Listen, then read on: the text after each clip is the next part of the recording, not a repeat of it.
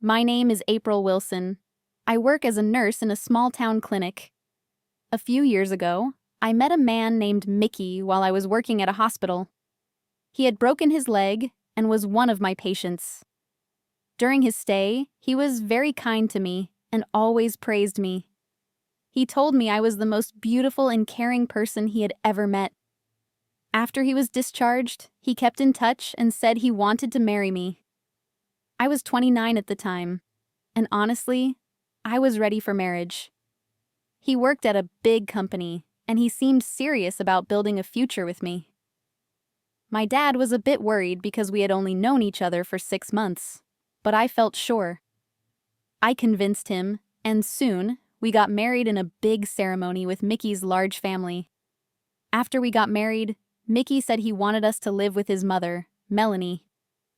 He said she was lonely after his dad passed away and didn't want her to live alone. Since I was raised by a single dad, I understood how important family support can be. Before the wedding, Melanie seemed nice and cheerful, so I agreed. We moved into a duplex, 2 homes in one building. It felt like the right setup, but soon after moving in, both Mickey and Melanie changed completely. Mickey became distant, and Melanie became very controlling. They started giving me more chores, treating me like I was there to serve them. I kept hoping things would settle down with time, but they only got worse. Melanie started using a spare key to come into our side of the house when I wasn't home. She'd take my clothes, jewelry, even my makeup, without asking. I once found my expensive dress all stretched out and ruined on the floor.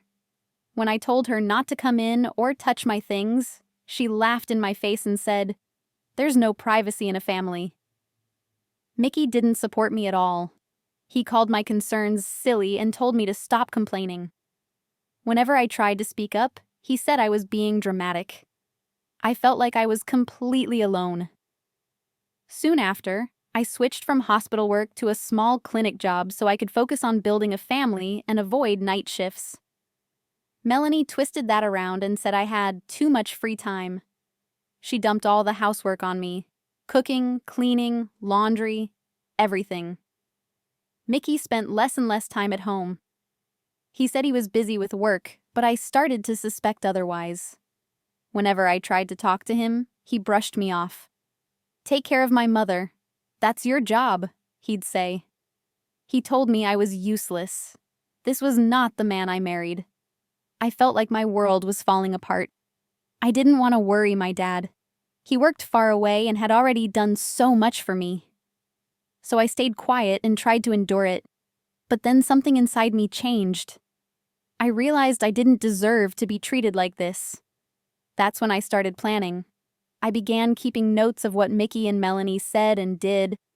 I even installed small cameras in the house. At the same time, Mickey said he wanted to build a new house. He was excited, and I pretended to be happy too. But I already knew I wouldn't be moving in with him. I was planning my escape. A month before we were supposed to move, Mickey asked if I had finished packing. I said yes. He smiled and said, "Good. I'll take you with me even if you're useless." I looked at him and said calmly, "I'm not going with you. I want a divorce." His face changed instantly. He was furious. He hit me. He shouted that I was just a maid and said I owed him $100,000 for living in his house. I sat there in shock, holding my cheek. But inside, I smiled. I had recorded everything. He didn't know I had all the proof I needed. We moved into the new house a few weeks later. It was a large, fancy house that Mickey designed himself. There were rooms for him, a hobby room for Melanie, a gym, and even a home theater. But there was no space for me, not even a chair with my name on it. I cooked and cleaned like always, and they acted like I was just the help. Then Melanie had a bright idea. "Let's throw a housewarming party and invite all the relatives," she said. Mickey agreed. I acted excited too. What they didn't know was that I had been planning for this party all along. This was the day I had been waiting for. The housewarming party was a big event. Relatives filled the living room, eating, laughing, and complimenting the house. Mickey walked around like a proud homeowner, showing off every little detail. Melanie greeted guests with fake smiles and acted like she had built the house herself. I stayed in the kitchen, working quietly.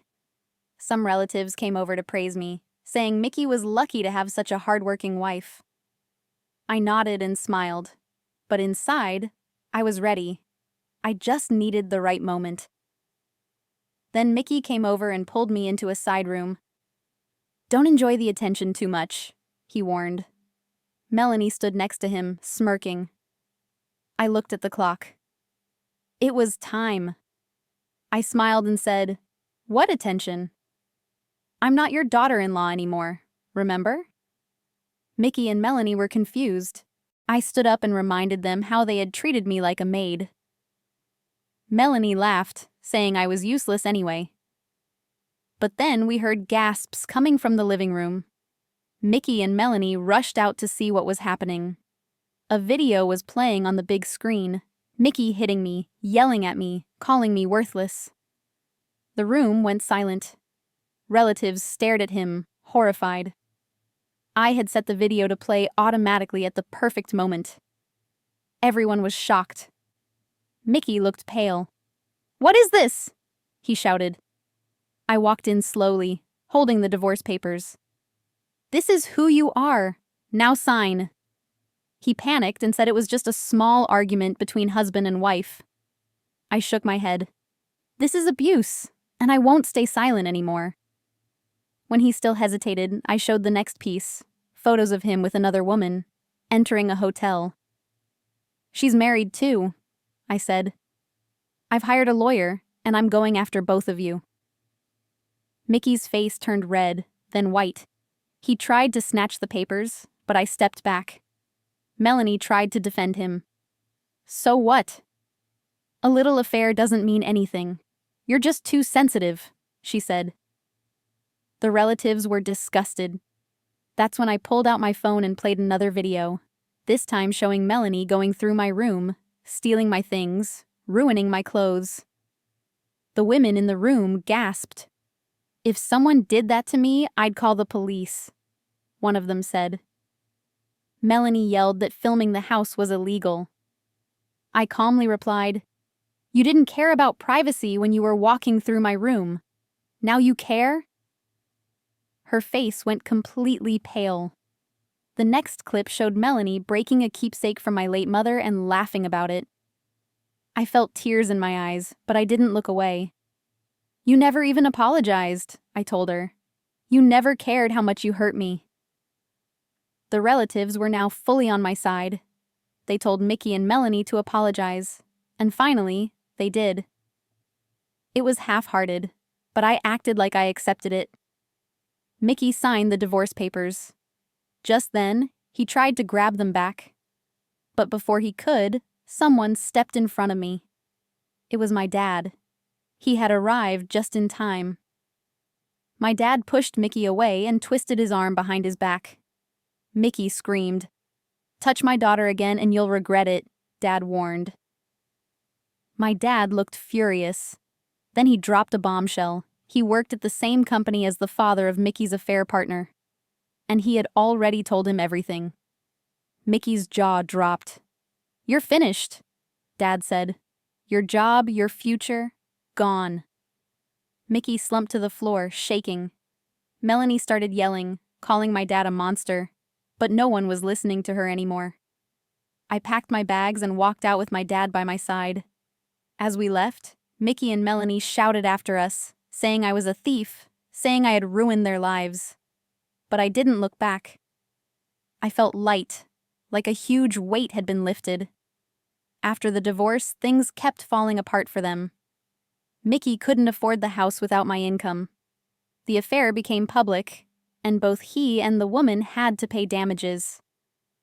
Melanie was caught stealing from her part-time job and was arrested. That fancy house started falling apart and became known in the neighborhood as the garbage house. They got exactly what they deserved. 3 years passed. I focused on healing and building a better life. I eventually met someone new, a gentle, kind-hearted man who respected me and truly cared for me. We got married, and soon after, we had twin boys. My father was thrilled to be a grandfather. My new in-laws were warm and welcoming. They treated me with kindness and respect, and they were always there to help with the kids. Our home was filled with love and laughter.